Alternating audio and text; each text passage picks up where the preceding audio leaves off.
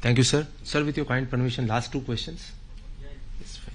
So next we'll have Mr. Hitesh Vyas from the Indian Express. Sir, good afternoon. I just want to understand what are the risks to the 7.2% growth target? What are the risks you are seeing to this? I think you can reply. It's there. But you can reply. You can just reply. Mainly we are seeing global risks there, including, say, volatility in crude prices and geopolitical conflict getting wider, etc. Domestically, are you seeing any? Domestically, we are hoping that there will be a normal monsoon, that there will not be extreme weather events. Thank you. Thank you, sir. Lastly, we'll have Mr. Ajay Ramanathan from Financial Express. Good afternoon, governors. Just a question on Payments Bank. The fact that we've been hearing that many of them have been clamoring for some form of lending, even if it is small ticket. Now, where does your concern stem? Is it does it align with the fact that simultaneously you're also looking at the unfettered growth in unsecured personal loans? Is that some of your concerns stem from there? See, the basic payment bank model is designed to address the small customers in terms of giving them a menu of products, deposit products, as well as remittance and other facilities intended to promote financial inclusion. That model does not really envisage any granting of credit, etc. And as it stands today, the regulatory framework is about 5 to 6 years old. We normally review any regulatory framework periodically, and that periodic review, if there throws up any recommendation, we will try to implement that. Thank you, sir.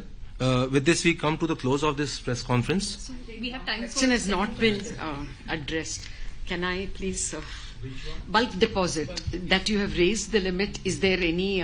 But you didn't ask earlier, no? No, we are given only one, sir. It was not covered. No. What do we do? Just a sec. I mean, we have to accommodate everyone. Yeah, so if there is a second, since the topic. No, since if there is a second round of questions, then it becomes unmanageable. But since you have mentioned bulk deposits, I will request DG Swaminathan to reply on that. And you are saying something? So one other question I had, sir. So essentially on the gold, I mean, a lot of gold has been brought back into the country. I just wanted to understand if there is a change in policy, and is it because of the geopolitical tensions that we are trying to keep more gold within India now? Yeah, the derecognition of Russian reserves. Yeah.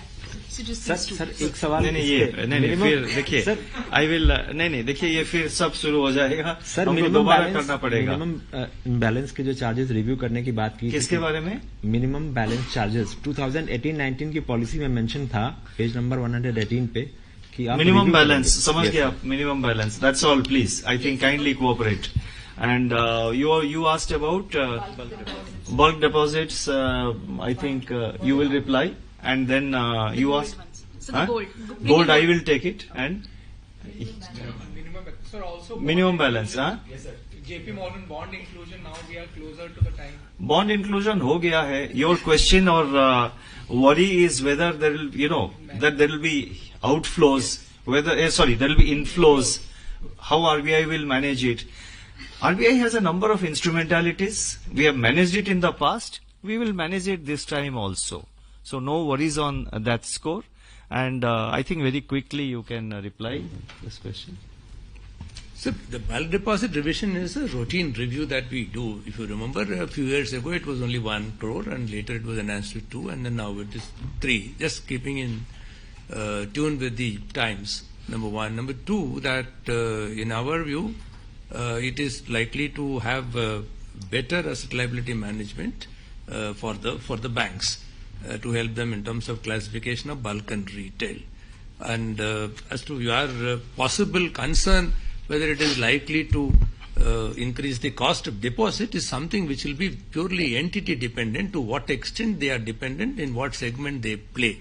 So there may not be any systemic impact in our view, but certain entities may have either a beneficial or a detrimental impact depending upon how their liability side is managed. So, but we don't expect any systemic impact on account of this change. You see, with regard to the movement of the gold, in fact, I am quite surprised that it is appearing in the media so late. We release half-yearly data. of our gold reserves, and that clearly says how much is held in India and how much is held outside India. I was expecting the media to pick up the end September data, that is September 2023 data. Nobody picked it up, and we were really surprised. I was expecting the end March data also to be picked up by the media, and nobody noticed it. So it is periodically released. Basically, the quantum of gold for a long time was static in what we hold outside the country was static for a long time. But in the recent years, the data shows that the Reserve Bank is buying gold as a part of its reserves, and the quantum was going up there. We have domestic capacity. So therefore, it's part of it should be stored within the country. That's it. I mean, nothing more should be read into it. So that is basically something which I would like to say. And this time around, the annual report also, I think, contained some information on that. So one particular media picked it up. So I was really surprised. I was expecting this to be picked up in September and in March. Okay. Gold, sir. Since Rangarajan committee, on this balance of payment in 1993, they recommended that, the RBI should keep at least 1/4 of the gold in offshore centers. So, is your policy also aligned to 1993 and 2024?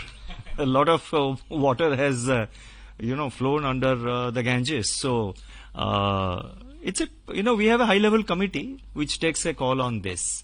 So, thank you very much. Thank you.